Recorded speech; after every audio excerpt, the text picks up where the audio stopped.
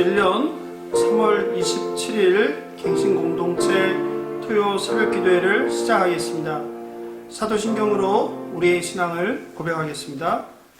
전능하사 천지를 만드신 하나님 아버지를 내가 믿사오며 그 외아들 우리 주 예수 그리스도를 믿사오니 이는 성령으로 잉태하사 동정녀 마리아에게 나시고 본디오 빌라도에게 고난을 받으사 십자가에 못 박혀 죽으시고 장사한 지 사흘 만에 죽은 자 가운데서 다시 살아나시며 하늘에 오르사 전능하신 하나님 우편에 앉아 계시다가 저리로서 산 자와 죽은 자를 심판하러 오시리라. 성령을 믿사오며 거룩한 공예와 성도가 서로 교통하는 것과 죄를 사하여 주시는 것과 몸이 다시 사는 것과 영원히 사는 것을 믿사옵나이다. 아멘. 찬송가 360장 예수 나를 오라 하네 1절, 2절, 4절 부르겠습니다.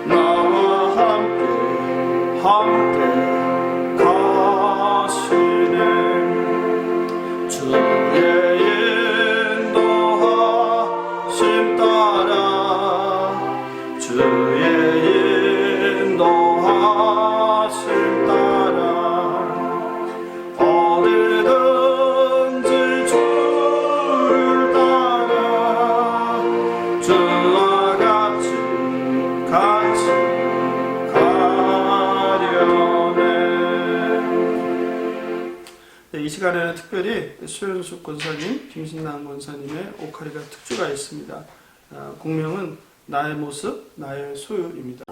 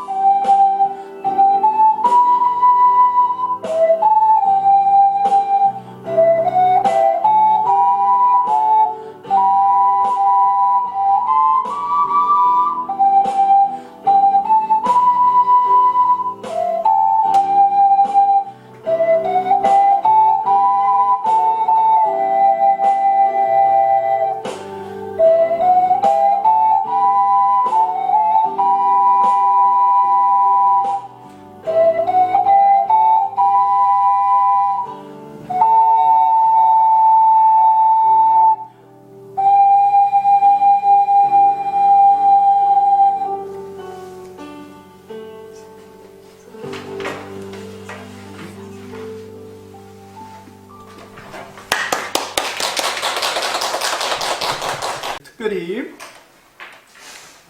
아름다운 오카리나 연주를 해주신 우리 소연숙 권사님, 또 김승남 권사님께 감사를 드립니다. 오늘 주실 말씀 함께 보겠습니다. 누가복음 12장 13절 15절입니다. 한 절씩 읽고 마지막 15절을 합독하겠습니다. 무리 중에 한 사람이 이르되 선생님, 내 형을 명하여 유산을 나와 나누게 하소서 하니 이르시되 사람아, 누가 나를 너희의 재판장이나 물건 나누는 자로 세우느냐 하시고 함께 읽겠습니다. 그들에게 이르시되 성과 모든 탐심을 물리치라. 사람의 생명이 그 소유에 넉넉한데 있지 아니하리라 하시고. 아멘. 기도하겠습니다. 자비와 긍휼이 풍성하신 하나님 아버지, 오늘도 세상을 살아갈 하루라는 선물을 우리에게 허락하셔서 이렇게 말씀과 기도의 자리로 인도해 주심에 감사합니다. 더 높이 올라가고 더 많이 소유하기 위해서 멈출 줄 모르는 우리의 탐심을 회개하오니 용서하여 주옵소서. 오늘 누가복음 12장으로 모든 탐심을 물리치라 라는 제목으로 말씀을 나눕니다. 새 영과 새 마음을 부어주셔서 우리의 완악한 마음과 길을 열어주시고 생명의 말씀을 듣는 마음 밤마다 잘 심겨져 그 씨가 잘 자라나 순종하게 하옵소서. 특별히 오늘도 고단한 삶에 지치고 상한 마음으로 간절한 기도 제목을 가지고 예배 자리에 나온 성도님들을 하나님께서 다 아시오니 불쌍히 여겨주시고 베풀 만한 자비를 베풀어 주옵소서. 마음과 몸이 병든 자에게 치유의 기적을, 사방이 문제에 둘러싸인 자에게 자유와 평안을, 경제적 고통에 신음하는 자들에게 까마귀를 보내사 생명의 물과 떡을 베풀어 주옵소서. 감사하며 생명 되신 예수님의 이름으로 기도합니다. 아멘. 한 주간도 안녕하셨는지요? 기독교 역사 속에서 1500년 이상 전에 내려오는 7가지 큰 죄가 있는데요. 우리는 그것을 죽음에 이르는 7가지 죄라고 부릅니다. 아마 들어보셨을 것입니다. 4세기 이집트 사막의 수도사인 에바그리우스는 죽음에 이르는 7가지 죄의 기원이 되는 8가지 악한 사상의 목록을 만들었습니다. 첫째가 탐식, 둘째 정욕, 탐욕, 우울, 분노, 나태, 허영, 교만, 이 8가지를 악한 사상이라고 하였습니다. 6세기 교황 그레고리우스는 탐욕이 배신, 사기, 거짓, 위증, 불안, 폭력, 맹담이라는 7딸을 낳는다라고 하였습니다. 즉 탐욕이 7딸의 아비라고 강조하였습니다. 탐욕은 실제로 필요한 것보다 더 많이 소유하려고 하는 욕망입니다. 18세기 독일의 철학자 쇼펜하우어는 돈은 바닷물과 같아서 마시면 마실수록 더욱 갈증나게 한다라고 했습니다. 이렇게 탐욕이라는 것은 채워도 채워지지 않는 깨진 항아리와 같은 것입니다. 오늘 본문에서 예수님은 형과 유산 다툼을 벌이던 한 사람에게 탐심을 물리칠 것을 권고하실 때 탐욕을 의미하는 헬라어 플레오넥시아라는 단어를 사용하셨습니다. 이 단어는 돈에 대한 통제되지 않는 인간의 욕망을 의미합니다. 사도 바울도 성령의 새 사람이 된 성도가 버려야 할 옛사람의 속성으로 탐심을 언급할 때 바로 이 헬라어 플레오넥시아라는 단어를 사용했습니다. 에베소서 5장 5절입니다. 너희도 정령 이것을 알거니와 음행하는 자나 더러운 자나 탐하는 자 곧 우상 숭배자는 다 그리스도와 하나님의 나라에서 기업을 얻지 못하니라. 탐욕은 본질적으로 저항하기 힘든 재물에 대한 강렬한 욕구로 만족도 없고 멈춤이라는 것도 없습니다. 우리가 사는 이 자본주의라는 세상은 이러한 인간의 무한한 탐심을 기반으로 합법적으로 허용한 제도일 것입니다. 전문작가 김용관은 그의 책 탐욕의 자본주의에서 인류 역사를 투기와 약탈이 낳은 괴물의 역사라고 정의하였습니다. 하나님 만든 세상에서 아담이 타락한 후 일어난 수많은 전쟁도 사실은 더 많은 땅을 차지해 자신의 힘과 부를 확장하려는 인간의 탐욕이 원인이었습니다. 최근 우리 사회에도 고위공직자의 공직에서 얻은 정보를 통한 땅 투기로 사적 이익을 추구하는 것이 밝혀지면 사회적 큰 파장은 물론 하루하루 성실하게 살아가는 소시민들에게 큰 배신과 상실감을 주고 있습니다. 돈이 우상이 된 황금 만능주의 세상에서는 탐욕에 대한 문제의식도 그리고 탐욕을 추구하는 것에 대한 부끄러움도 축소되거나 간과되는 경향이 있습니다. 10년 전인가요? 한 대형은행의 부자 되세요라는 새 인사 광고 카피 기억하십니까? 또 대박 나세요라는 말, 이런 말들이 아무렇지 않게 사람과 사람이 만났을 때 나누는 인사인 안녕하세요라는 인사를 대신한 지도 꽤 오래되었습니다. 종교와 무관하게 돈을 사랑하는 것을 천박하게 여기던 시대와 문화가 있었습니다. 그런데 어느덧 인생의 목표가 돈이라고 말하는 것이 아무렇지 않은 세상이 되었습니다. 성공 이꼴 돈, 돈 이꼴 힘과 영향력이라는 등식이 낯설지 않고 자연스럽게 받아들여지는 세상을 우리는 살고 있습니다. 실제로 대다수 현대인들에게 자유와 정의라는 가치보다 돈과 성공이란 가치가 더 커 보입니다. 그런 나라에 속해 살고 있는 우리 기독교인들에게도 하나님의 정의와 공의란 가치보다 세속적 가치에 깊이 물들어 뭐가 문제인지도 모르고 아무렇지도 않게 세상 사람들과 같은 주제에 같은 이야기를 할 때가 많습니다. 청소년의 장래의 희망 2위가 건물주라는 현실은 현대인의 돈을 사랑함이 어느 정도로 심각하고 우리 사회에 깊이 뿌리박혀 있는지 적나라하게 드러내는 가슴 아픈 현실입니다. 그뿐이 아닙니다. 돈만 많이 준다면 살인도 하고 그리고 대신 감옥도 가겠다는 세상입니다. 이것이 특정한 범죄와 관련된 소수 일탈자들의 생각이라면 괜찮을 텐데 그렇지 않은 사실이 우리의 현실입니다. 2015년 흥사단 투명사회운동본부 윤리연구센터가 전국의 초중고 등학생 1만 1천 명을 대상으로 조사해 발표한 2015년 청소년 정직지수 조사 결과에서 초중고 청소년들의 63.6%입니다. 10억이 생기면 죄를 짓고 1년 정도 감옥에 가도 괜찮다라고 응답하였습니다. 63.6%가 충격적이지 않습니까? 이렇듯 황금만능주의, 돈이 최고다라는 생각은 성인은 물론 우리의 청소년들까지 깊이 물들였습니다. 탐욕이라는 것은 가장 강력하게 우리의 생각과 삶을 지배합니다. 냉전 이후 여전히 이념으로 분단된 한국 사회는 이데올로기 갈등이 심각합니다. 얼마나 그 정치 이념이 강력한지 교회 안에서 예수 그리스도의 복음이 성도들의 정치 신념 앞에 가로막히는 것을 확인할 때마다 참 목사로서 참 답답할 때가 많습니다. 그런데 이렇게 강한 정치적 신념보다 더 강력한 것이 있으니 이것이 바로 무엇입니까? 바로 탐욕입니다.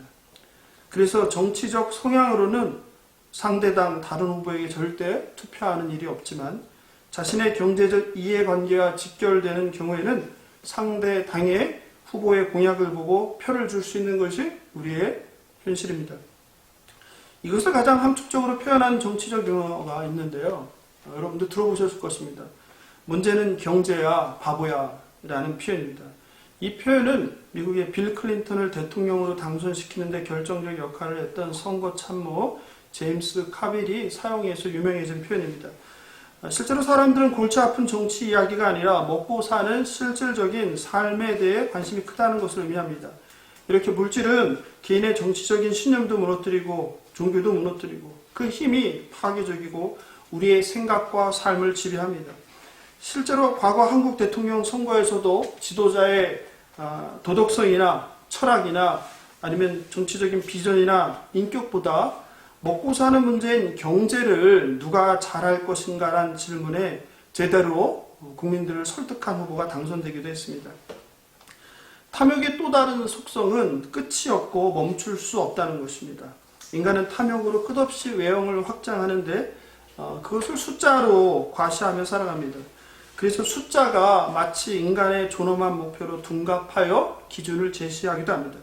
직장을 다니는 사람은 월급의 숫자가 커가는 것으로, 사업하는 사람은 매출이나 순이익의 숫자를 높이는 것, 그리고 우리가 살고 있는 아파트의 방수, 그리고 아파트의 평수를 늘리는 것, 타고 다니는 차량의 배기량 숫자를 늘리는 것 등 이렇게 숫자가 인생의 목적으로 둔갑합니다. 그런데 슬프지만 교회의 현실도 다르지 않습니다. 부흥이란 이름 뒤에 참된 열매 맺는 부흥엔 관심이 없고 숫자의 증가를 통한 외형적 성장으로 평가하는 데 사용되기도 합니다.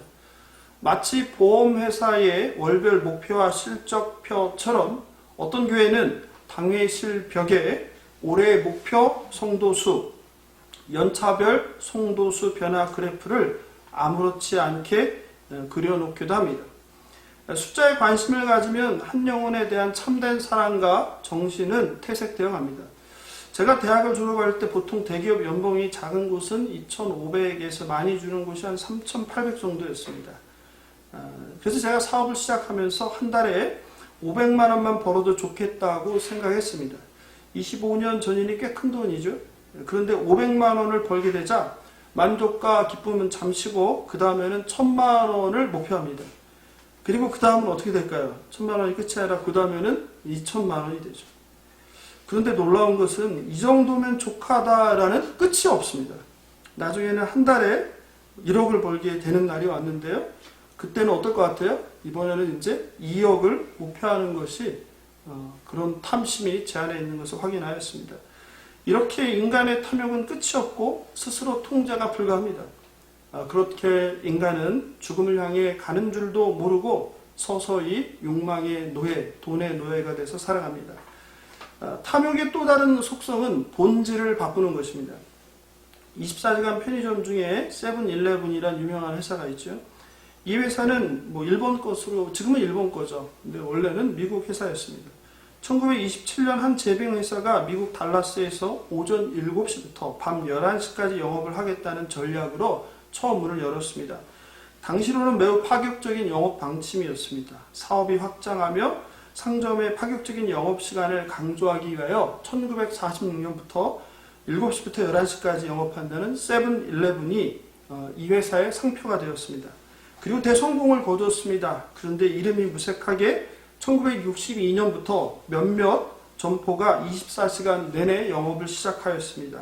더 많은 매출, 더 많은 수익을 위해서 7시에서 11시까지 영업한다는 그 회사의 정체성과 이름이 무색하게 24시간 영업을 하게 되었습니다. 이처럼 탐욕은 한 인간뿐만 아니라 한 조직, 한 기업, 한 기구의 본질을 바꿔놓습니다.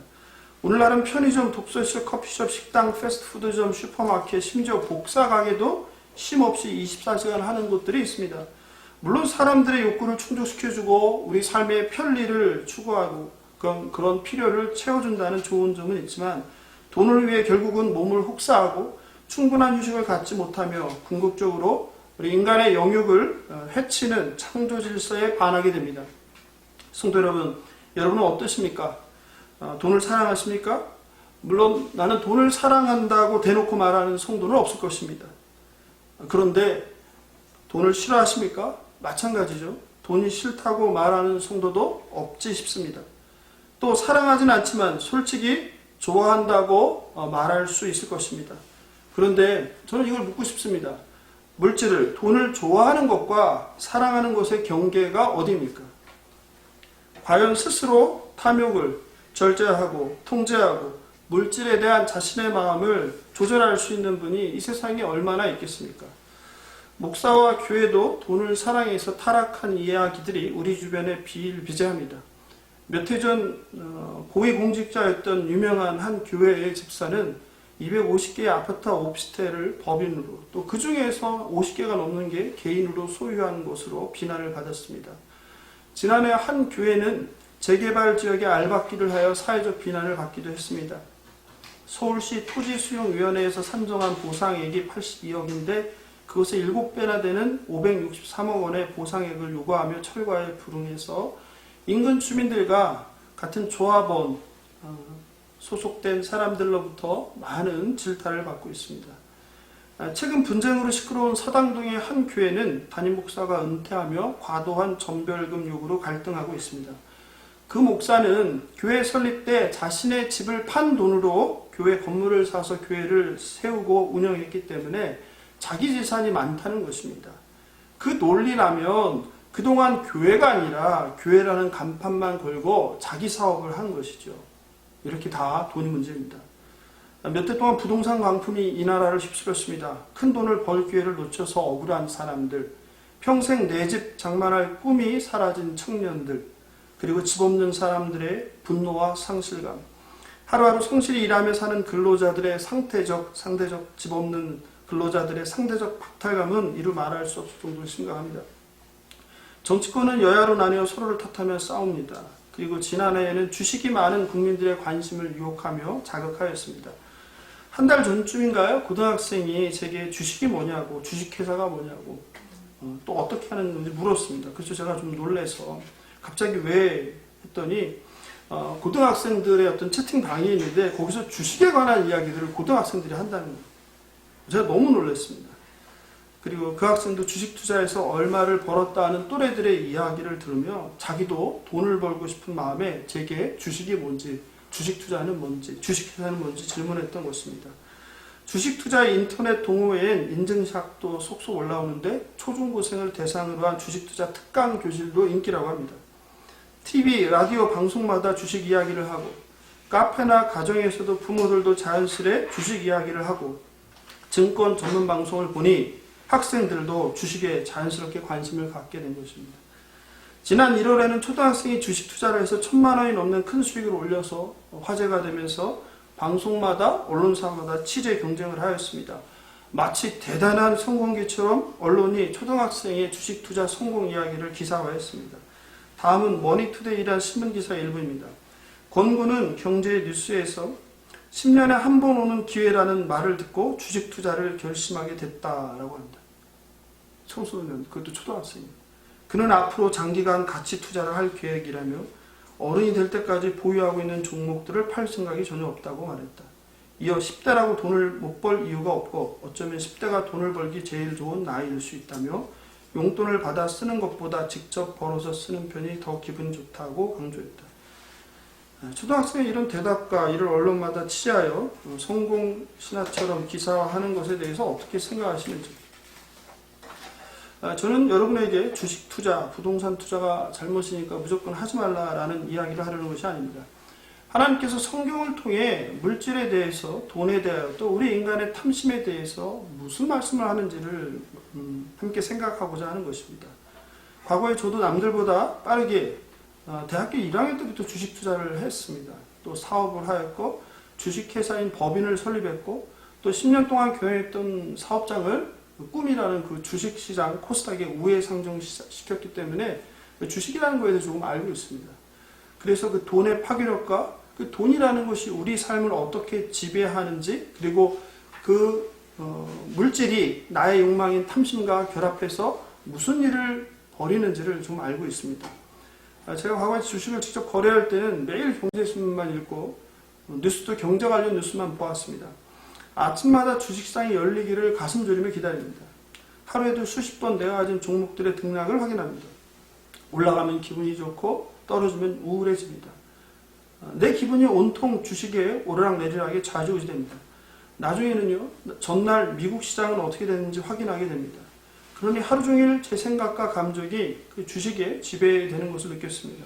그리고 아무리 주식에 대한 관심에서 절제하며 자유하려고 해도 제 스스로 저의 감정과 저의 삶을 적절하게 통제할 수 없었습니다.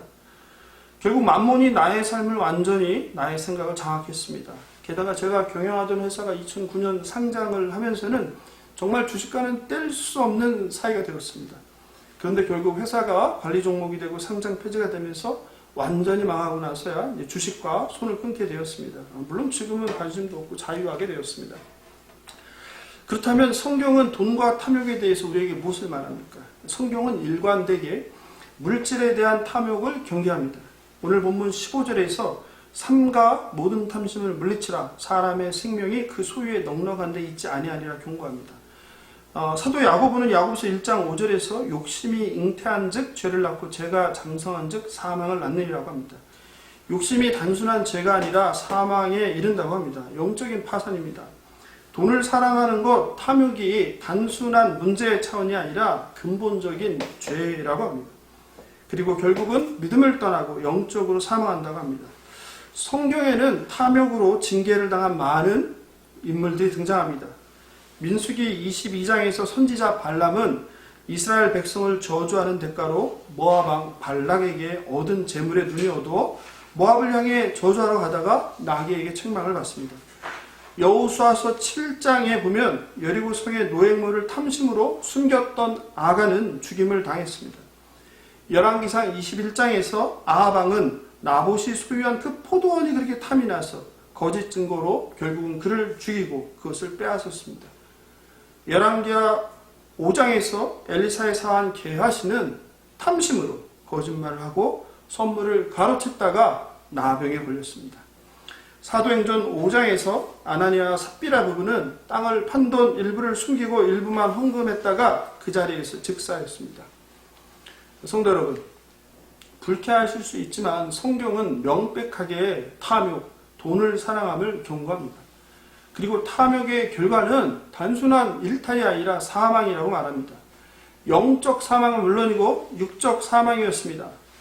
탐심을 부추기고 탐심을 투자란 이름으로 포장한 자본주의 세상을 사는 우리가 더욱 깨어서 경계해야 합니다.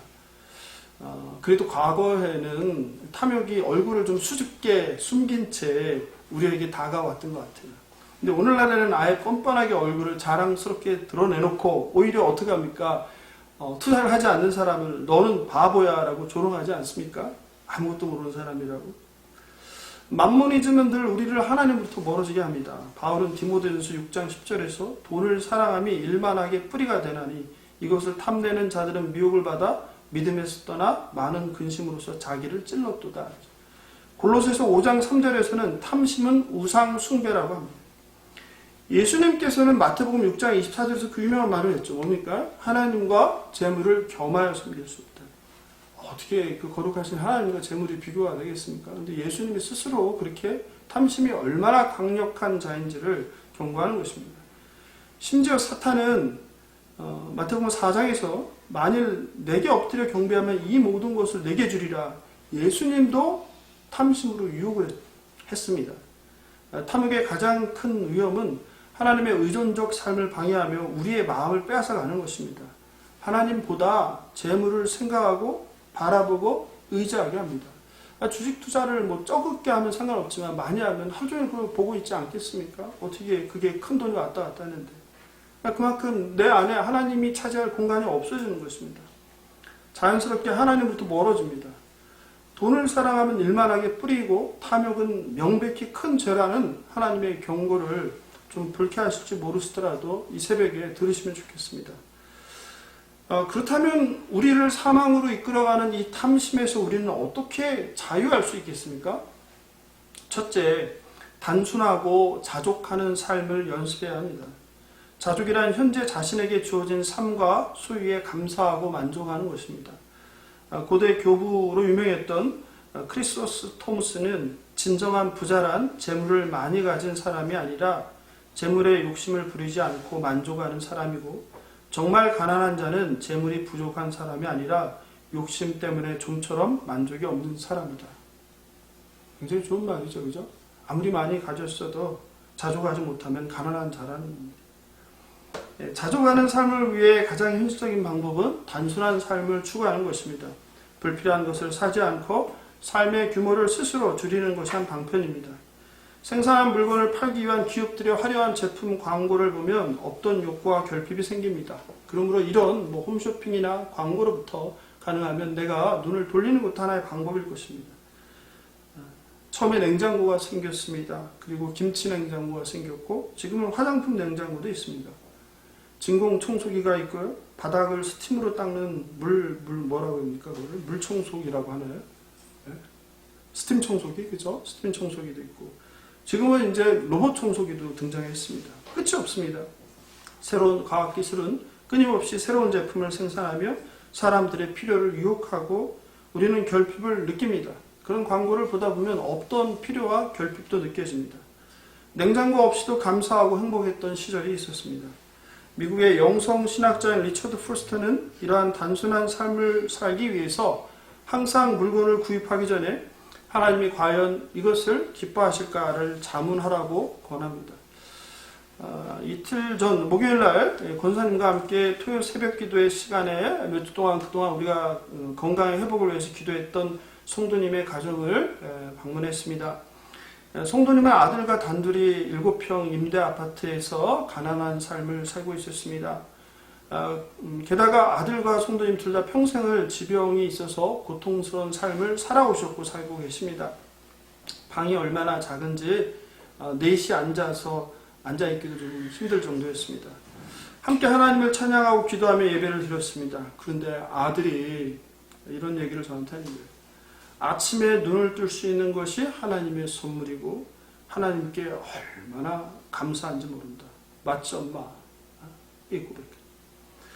중환자실에서 태어난 지 얼마 안 되어 몸이 불편한 송도님도 힘들어 죽겠다, 아파 죽겠다라는 말이 아닌 하나님께 감사합니다. 그냥 하나님께 감사합니다. 감사합니다. 이 말만 저한테 계속 반복하는 거예요. 제가 볼 때 객관적으로 하나님께 감사할 수 있는 것이 하나도 없습니다. 고단한 삶이에요. 힘든 삶이에요. 하루하루 지긋지긋할 것 같아요. 그 지겨운 가난, 그리고 육신의 질병, 나 하나로도 족할 텐데 아들까지. 아들은 폐지를 주어서 생활하고 정부의 지원금으로 하루하루 살아갑니다. 그런데 하나님께서 주신 하루가 감사하다고 고백하는 그 모자에게 저는 설교를 하러 갔다가 설교를 듣고 왔어요. 그렇습니다. 단순하고 소박한 삶, 그리고 주어진 환경에 자족하며 감사하는 삶이 중요합니다. 없는 것을 불평하는 것이 아니라 하나님께서 주신 것에 감사하며 자족하는 것이 우리가 근본적으로 탐심에서 자유하는 길임을 믿으시는 저와 여러분 되길 예수님의 이름으로 축복하며 기도합니다. 둘째는 나누는 삶을 연습해야 합니다. 레오 톨스토이는 분은 분뇨와 같아서 축적되면 악취를 내고 뿌려지면 땅을 비옥하게 한다라고 합니다. 아리스토텔레스는 인간 사회에서 가장 큰 문제는 바로 사람마다 탐욕으로 가득 찬 것이 사회 정의의 가장 큰 장애물이라고 하였습니다. 그러면서 아리스토텔레스는 이 문제를 해결하기 위해서는 사회적인 교육과 윤리적인 훈련이 필요하다고 했습니다. 토마스 아퀴나스는 탐욕을 경계하기 위해서는 평소에 탐욕에 반대되는 측은지심, 긍휼이죠, 긍휼. 그죠? 불쌍히 여기는 마음. 이걸 통해서 관대한 자선을 베푸는 훈련을 해야 한다고 주장했습니다. 바로 이런 삶의 모범이 되신 분이 누굽니까? 하나님과 예수 그리스도시죠. 하나뿐인 가장 사랑하는 아들을 목숨을 내어주시고 기꺼이 예수 그리스도는 순종하셨죠. 예수님은 2000년 전 케노시스, 낮아지심, 자기 비움, 무력함, 가난함, 비움의 길을 사셨습니다. 그리고 결국 십자가에서 모든 것, 생명을, 물과 피를 쏟으며 생명을 우리들에게 주셨습니다. 예수님의 희생으로 저와 여러분은 살게 된 것입니다. 그렇습니다. 나누는 사랑의 실천만이 남습니다. 그리고 열매를 맺게 됩니다. 고 이태석 신부 들어보셨죠? 아프리카 남수단에서 헌신적인 봉사를 하다 48이란 젊은 나이에 세상을 떠났습니다. 의대 출신이었던 이 신부는 병원을 짓고 아픈 사람을 치료해줘서 남수단의 슈바이처라고 불렸습니다. 그는 남수단 톤즈의 안타까운 현실을 보고 성당보다 학교를 먼저 지어야겠다고 말했습니다. 우리 같으면 무슨 생각을 하겠습니까? 학교보다 교회를 먼저 지어야 한다고 하지 않겠어요? 근데 성당보다 학교를 먼저 지어야 되겠다. 그가 떠난 지 10년이 됐는데요. 그의 사랑의 나눔은 지금 많은 열매를 맺고 있습니다. 이태석 신부가 세운 톤즈 돈보스코 학교를 나와 의사가 된 아이가 벌써 2명입니다. 그리고 현재 의대에 재학 중인 이가 45명입니다. 얼마나 놀라운 사랑의 열매입니까? 이들은 모두 이태석 신부 밑에서 수업을 받고 그가 아픈 이들에게 헌신적인 의료봉사를 하는 모습을 직접 보았던 제자들이었습니다. 저도 20년을 사업을 했는데요. 돌아보니 가장 보람된 것이 있습니다. 그것은 2004년인가요? 전 직원에게 해외 포상휴가를 준 것입니다. 당시에 물론 기업에서 해외 포상휴가를 주었는데 보통 개별적으로 주었죠. 근데 저는 전 직원이 함께 해외여행을 가는 포상휴가를 주어서 함께 해외여행을 가게 되었습니다. 당시 학원 기업에서는 거의 없던 일이었습니다. 반면에 사업을 하면서 가장 큰 후회가 있는데요. 그것은 그렇게 돈을 많이 벌었는데 직원들과 가족들에게 더 많이 나누어 주지 않았던 것입니다. 즉 누군가에게 제가 가진 소유를 나누었던 것이 가장 인생에 보람된 것이었고, 또 그렇게 하지 못했던 것이 가장 후회되는 일이었습니다. 결국 나누는 삶이 가장 보람있고 혼자 움켜쥐며 사는 것이 가장 후회하는 인생입니다. 잠언 기자는 3장 27절에서 내 손이 선을 베풀 힘이 있거든 마땅히 받을 자에게 베풀기를 아끼지 말라 합니다. 잠언 19장 17절에서 가난한 자를 불쌍히 여기는 것은 여호와께 꾸어 드리는 것이니 그의 선행을 그에게 갚아주시리라 말씀하셨습니다. 재물은 하나님께서 우리에게 맡겨주신 것임을 기억하며 청지기로서 나누는 삶을 실천하며 죽어가는 생명을 살리는 저와 여러분 되길 소망합니다. 존경하는 성도 여러분 어떠십니까? 여전히 좀 더 많이 좀 더 높이의 삶을 추구하고 살아가지는 않으십니까? 예수님이 살던 2000년과 지금 우리가 사는 세상은 완전히 다른 세상이니까 어쩔 수 없이 성도로 열심히 재산 증식을 위해서 투자해야 하지 않는가라며 세상 사람들의 돈을 향한 광풍에 동참하고 있는 자기 자신을 합리화하고 있지는 않으신지요? 마음 가운데 하나님께서 간섭할 공간이 없이 온통 물질로 가득하다면 더 늦기 전에 그 사망으로 향하는 그 탐욕의 기관차에서 뛰어 탈출하시기 바랍니다. 하나님과 재물을 겸하여 섬길 수 없습니다. 너희 보물이 있는 곳에 너희 마음이 있다고 하였습니다. 예수님의 말씀을 곰곰이 새기시는 새벽 시간 되면 좋겠습니다. 너는 흙이니 흙으로 돌아갈지니라. 하나님 말씀 기억하십시오. 여러분의 마음을 재물이 아닌 생명이신 예수님으로 가득 채우시길 바랍니다. 세상 사람들과 똑같이 돈을 좋아하고 쫓아 살면서 그리스도인이라고 제자라고 말할 수 없을 것입니다. 저는 참 이 말 늘 기억하는데요. 누가복음 9장 58절이에요. 여우도 굴이 있고 공중의 새도 집이 있을 때 인자는 머리 둘 곳이 없도다. 예수님의 마음이 느껴지지 않으세요? 저와 여러분을 살리기 위해 죽기 위해 이 땅에 오신 하나님, 그리고 하나님의 아들이신 그분이 이 땅에 집이 없었다는 사실입니다. 근데 왜 우리가 이렇게 집을 많이 소유해야 합니까? 마지막으로 오늘 본문 15절을 함께 읽으시면 좋겠습니다. 같이 읽어볼까요? 그들에게 이르시되 삼가 모든 탐심을 물리치라. 사람의 생명이 그 소유에 넉넉한 데 있지 아니하리라. 예수님께서는 분명히 저와 여러분에게 탐심을 삼가라고 명령하십니다. 그 이유는 사람의 생명이 소유에 있지 않기 때문입니다. 바라옵기는 저와 우리 갱신공동체 성도 여러분들이 돈의 노예가 되지 말고 청지기로서 하나님께서 맡겨주신 그 재물을 잘 관리하고, 그리고 날마다의 삶에 자족하며, 그리고 나누는 삶을 실천하길 소망합니다. 하나님께서 주신 것, 또 내가 가진 것에 감사하며, 내가 소유하지 못한 것을 불평하거나 남들을 시샘하지 말고, 나보다 더 어려운 형편에 있는 이웃들을 돌아보며, 어차피 빈손으로 이 세상에 왔다가 빈손으로 가는 것이 우리의 인생 아닙니까? 그런데 무슨 씨앗을 심어야 되겠습니까? 이태석 신부처럼 사랑의 씨앗 아니겠습니까? 한 줌 호흡으로 돌아가는 인생길에 정말 생명을 심는 저와 여러분 되길 예수님의 이름으로 축복하며 기도합니다. 네, 오늘 말씀 생각하면서 찬송가 363장 내 모든 시험 무거운 짐을 1절 그리고 4절 이렇게 부르겠습니다.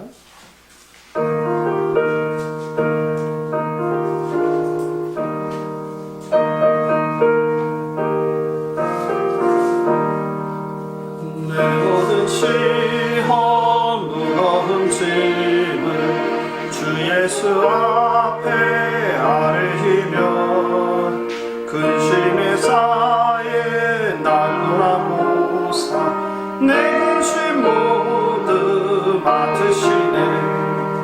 무거운 짐을 나 홀로 지고 견디다 못해 쓰러질 때 불쌍히 여겨 구원해 주니 은혜의 주님 오직 예수. 4절 마음의 시험 무거운 죄를 주 예수 앞에 아뢰며 예수는 나의 능력이 되사 세상을 이길 힘드시네. 무거운 짐을 나눠지고 견디다 못해 쓰러질 때 불쌍히 여겨 구원해 주리. 은혜의 주님 오직 예수. 토요 새벽기도의 기도 제목 보겠습니다. 거기에 나눠준 프린트물에 있는데요. 1번, 2번, 3번, 4번까지 네 가지 기도 제목 읽고 기도하시겠습니다. 2번, 오늘 주신 말씀으로 기도하겠습니다. 탐욕을 버리고 나누며 자족하는 삶을 살게 하옵소서. 좀더를 추구하는 삶을 버리고 소박하고 단순한 삶을 살게 하옵소서. 하나님과 재물을 겸하여 섬길 수 없음을 명심하고 하나님 나라를 구하며 살게 하옵소서. 그리스도인들이 부동산 투기나 불로소득을 하며 만몬을 쫓지 않게 하옵소서. 2번, 한국교회의 갱신과 회복을 위해서 기도합니다. 세상적 힘과 물질을 추구하는 한국교회와 목회자가 회개하게 하옵소서. 한국교회가 성결을 회복하여 낮아진 겸손, 청빈, 자기희생과 사랑으로 세상과 사랑을 섬기게 하옵소서. 3. 미얀마의 평화와 자유를 위해서 기도합니다. 쿠데타를 일으킨 군부가 시민에 대한 무력 진압과 살상을 멈추게 하시고 자유민주주의 정부가 세워지게 해 주옵소서. 미얀마의 악인들을 하나님의 공의로 심판하시고 백성들을 불쌍히 여기시어 구원의 은총을 베풀어 주옵소서. 4번, 나라와 민족을 위해서 기도합니다. 코로나 백신 접종이 안전하고 빠르게 진행되게 하옵소서. 공직자들의 부정부패가 엄격한 법의 심판을 받게 하시어 하나님의 공의가 바로 선 정의롭고 깨끗한 나라 되게 하옵소서. 보궐선거를 앞두고 정치인들이 당과 사익을 위해 갈등과 분열을 조장하지 않게 하옵소서. 남과 북이 속히 복음적 평화 통일을 이루어 하나가 되게 하옵소서. 이상과 같은 네 가지 기도 제목으로 함께 기도하겠습니다.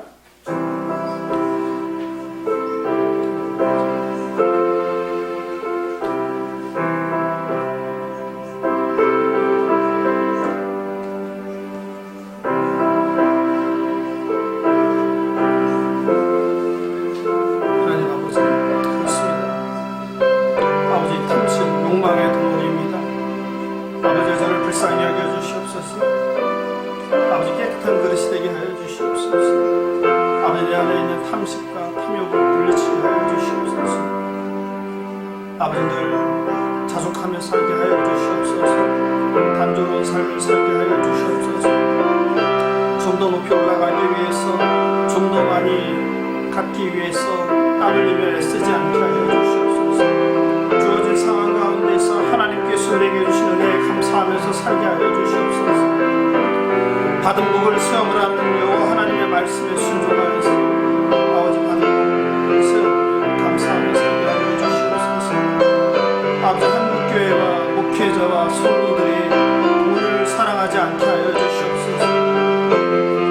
하나님께서 맡겨주신 재물의 청지기로서 그 재물을 잘 사용하게 하여 주시옵소서. 가난한 이웃들을 위해서 베풀고 나누는 삶을 실천하며 살게 하여 주시옵소서. 아버지, 헛된 것에 에너지를 낭비하거나 씨를 뿌리지 않게 하여 주시옵소서. 아버지, 생명 구하는 일에 우리의 마음과 힘과 자원을 쓰게 하여 주시옵소서. 그리스도인들이 부동산 투기나 불로소득을 위하여 자신의 양망, 만모를 쫓지 않게 하여 주시옵소서. 하나님과 재물을 겸하여 섬길 수 없다는 예수님의 말씀을 명심하면서 온전히 하나님 나라를 구하는 모습이 되게 하여 주시옵소서. 아버지, 한국교회가 힘과 물질을 추구했습니다. 아버지, 회개하게 하여 주시옵소서. 여전히 물질을 놓고 싸우는 많은 한국교회가 있습니다. 아버지, 하나님 앞에 회개하게 하여 주시옵소서. 한국교회가 선교를 회복하게 하여 주시옵소서. 낮아지게 하시고 겸손하게 하시고 아버지, 자기 희생과 사랑으로 세상과 사람들을 섬기게 하여 주시옵소서. 교회가 힘과 돈에 눈 벌지 않게 하여 주시고 가난한 이웃들을 보살피는 교회가 되게 하여 주시옵소서. 경제적 고통으로 신음하는 자들, 아버지, 질병으로 고통받는 자들, 아버지 차별로 소외된 자들, 아버지 나그네와 이방인들, 고아 과부들을 돌보는 한국교회가 될 수 있도록 하나님 한국교회를 다시 한번 새롭게 하여 주시옵소서. 아버지 미얀마를 위해서 기도합니다. 쿠데타로 인해서 미얀마 사회가 혼란스럽습니다. 아버지 자유와 민주를 외치는 시민들에 대한 고안, 학살이 진행되고 있습니다. 주여 그 땅을 불쌍히 여겨주시옵소서. 아버지 우상 숭배의 그 땅 가운데 예수 그리스도의 복음이 전해지게 하시고 아버지 이런 악과의 싸우는 상황 가운데에서 아버지 그 땅에 하나님의 공의가 실현될 수 있도록 주님 주목하여 주시옵소서. 자유를 위해서 싸우는 그들을 학살하는 공격이 아버지 하나님의 진노의 심판을 받게 하여 주시옵소서. 국제사회가 외면치 않게 하시고 특별히 우리나라가 같은 아픔을 가진 나라로서 관심을 가지고 응원하고 지원하고 기도하게 하여 주시옵소서. 아버지 나라와 민족을 위해서 기도합니다. 코로나 백신 접종이 안전하게 진행되게 하여 주시옵소서. 아버지 공직자들의 부정부패를 뿌리 뽑아 주시옵소서. 공직자들이 국가와 국민을 위해서 섬기는 순전한 마음을 회복하게 하여 주시옵소서. 하나님의 공의가 이 땅 가운데 서게 하여 주시옵소서. 만문이즘이 이 땅에서 물러가게 하여 주시옵소서. 아버지 선거를 앞두고 흑색 선전이 난무하고 있습니다. 아버지 정치인들이 국가 국민을 위해서 참된 정책으로 싸우게 하여 주시옵소서.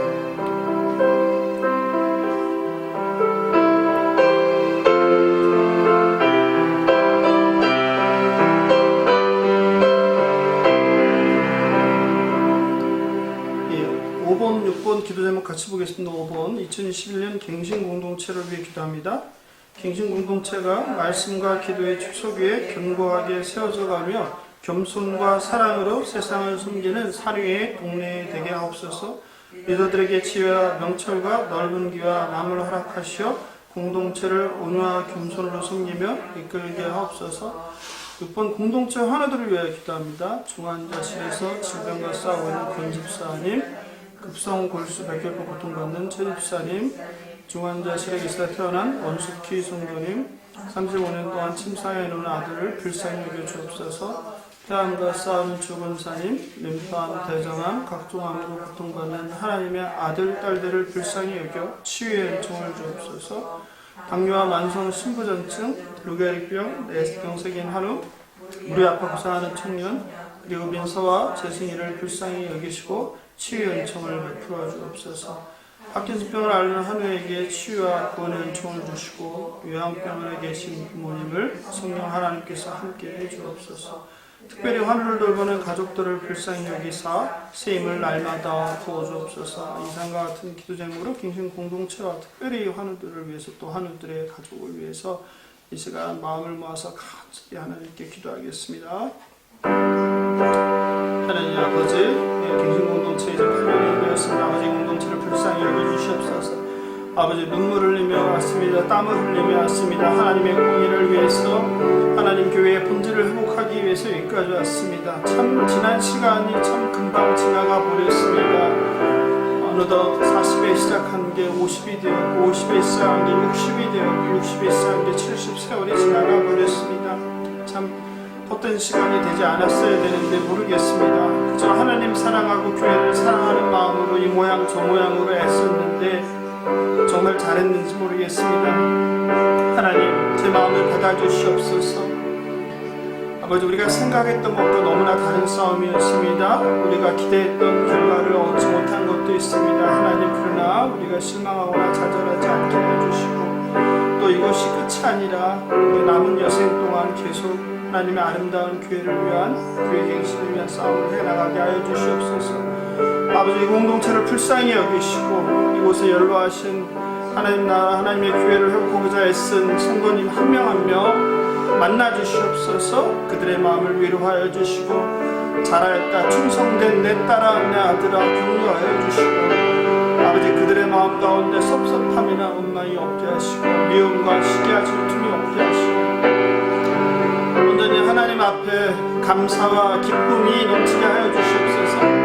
아버지 공동체 수고한 성도들 마음 가운데 평강 건강을 주시옵소서. 염려, 근심, 걱정 사라지게 하시고 날마다 하나님이 주시는 기쁨으로 성령 충만함으로 감사하며 살아가게 하여 주시옵소서. 아버지, 리더십을 불쌍히 여겨주시옵소서. 공동체 리더십을 새롭게 세우셨으니 그들이 지혜와 명철을 주셔서 넓은 귀와 넓은 마음을 주셔서 성도들의 다양한 소리들을 듣게 하시고 우리 공동체를 온유함으로 겸손함으로 섬기게 하여 주시고 자기 의를 내세우지 않게 하여 주시고 자기 공로를 내세우지 않게 하여 주시고 온전히 그리스도 마음으로 이 일을 감당하게 하여 주시옵소서.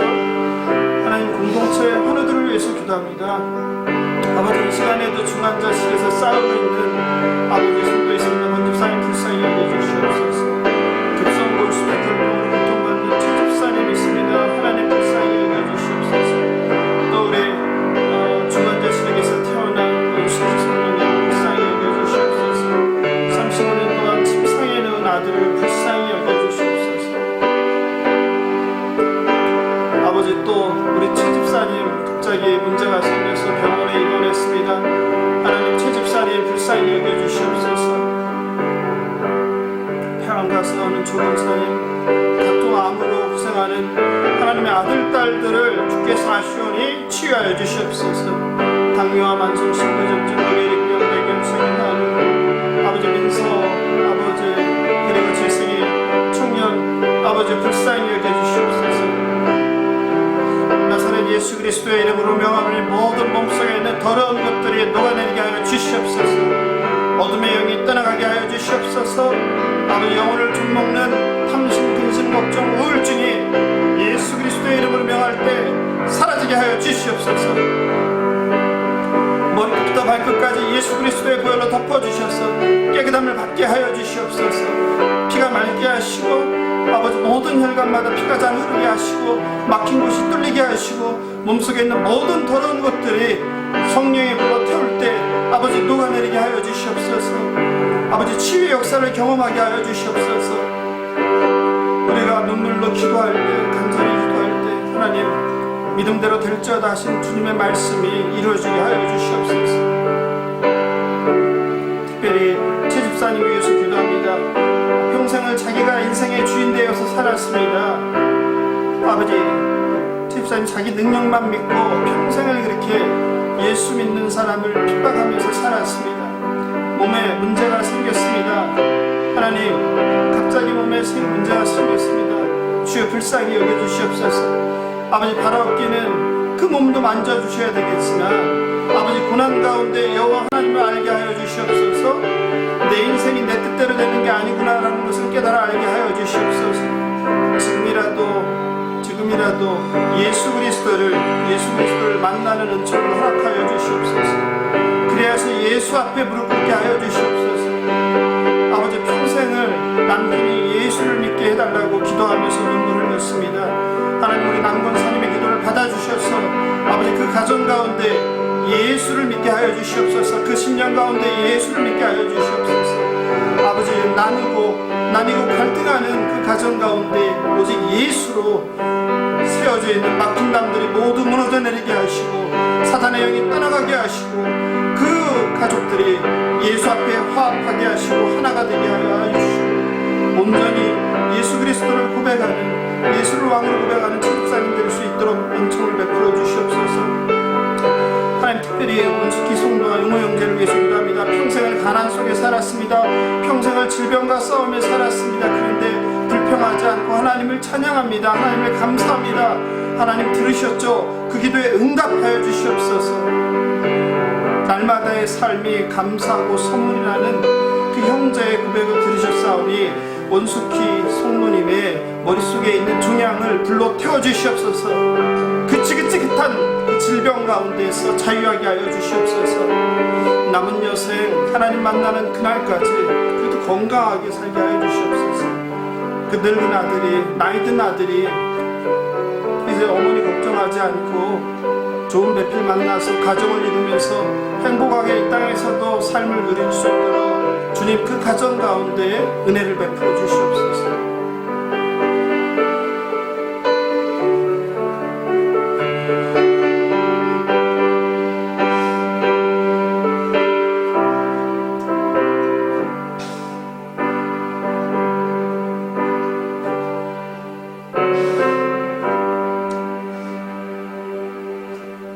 많으시고 노하기를 더디하시는 창조주 하나님 아버지, 우주라는 공간과 시간을 통치하시어 어김없이 만물이 소생하는 잎이 나고 꽃이 피고 알에서 개구리가 깨어나는 생명의 봄을 허락해 주시며 감사합니다.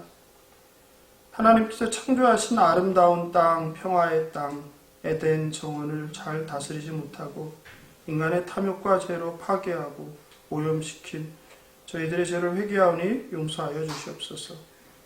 하나님, 탐욕을 버리고 나누며 자족하는 삶을 살게 하옵소서. 좀 더 높이, 좀 더 많이, 좀 더 세게를 추구하는 삶과 결별하게 하시고 자족하며 단순한 삶을 누리게 하옵소서. 하나님과 재물을 겸하여 섬길 수 없음을 명심하고 하나님 나라가 이 땅 가운데 완전히 임하기를 간구하는 저희들 되게 하여 주시옵소서. 그리스도인들이 세상 사람들처럼 부동산, 또 투기, 불로소득을 원하고 또 그런 만문을 쫓아서 사는 삶을 멈추게 하여 주시옵소서. 세상 나라의 마음을 뺏겨서 온전히 마음속을 악의 구렁텅이로 만들지 않게 하여 주시옵소서. 특별히 군부고도태로 많은 인명이 살상되는 미얀마의 백성들을 불쌍히 여기시고 그들에게도 예수 그리스도의 복음을 허락하여 주시고 우리도 과거에 그런 아픈 상처가 있음을 기억하고 남의 나라 남의 일로 여기지 않게 하시고 그 땅 가운데 하나님의 공의와 하나님의 구원의 은총을 간구하는 저희들 되게 하여 주시옵소서. 육신의 질병으로 고통받는 많은 성도님들에게 치유의 은총을, 힘겨운 하루하루의 삶, 가난과 싸우고 있는 성도들에게 도울 선한 이웃들을 많이 붙여주시고 온갖 문제들로 시름과 고통과 걱정과 염려로 우울해하는 성도들에게 오직 예수 그리스도 소망으로 기쁨과 감사가 넘치게 인도하여 주시옵소서. 감사하며 생명 되신 예수님의 이름으로 기도합니다. 아멘. 토요일 새벽 기도회를 함께 해주신 성도님들께 진심으로 감사드립니다. 새벽 기도 후에도 시간이 허락되신 분들은 각자의 초소에서 기도 제목 가지고 또 개인 기도 하시면 좋겠습니다. 축도하며 새벽 기도회를 마치겠습니다. 주 예수 그리스도의 은혜와 하나님 아버지의 크신 사랑과 우리를 위하여 탄식하며 기도하시는 성령 하나님의 교제 교통하신 은혜가 인생의 고난 가운데 힘든 삶 가운데 하나님 앞에 무릎 꿇고 간구하기 위해서 이 새벽에 나온 사랑의 갱신공동체 성도들 한 명 한 명과 그들의 가정과 그리고 그들의 직장과 그들의 사업 위에 이제부터 영원토록 함께 있을지어다.